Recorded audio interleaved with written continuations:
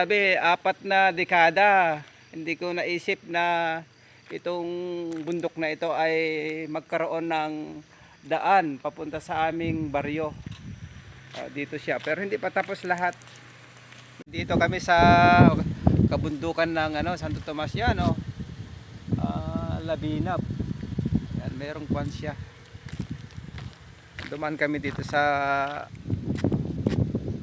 bundok. Ang ganda, oh.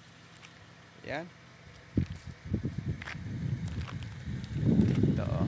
Kaso hindi pa tapos. Yan, ito na yung mini dam ng Santo Tomas.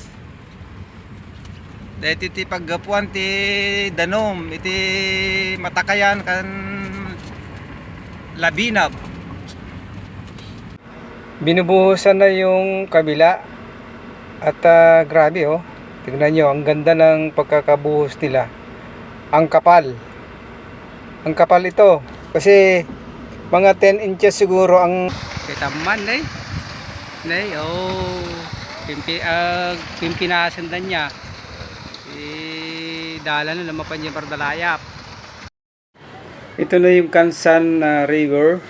Ay, Kansan Bridge ng Cagayan River. Ito yung daan galing ng Santo Tomas papuntang Kabagan. Dating tulay pala, yung dating tulay na yan. Awanin na talaga dito. Naputol. Ito yung putol na dinaanan namin ni Joshua dati. Yan. Ito na yung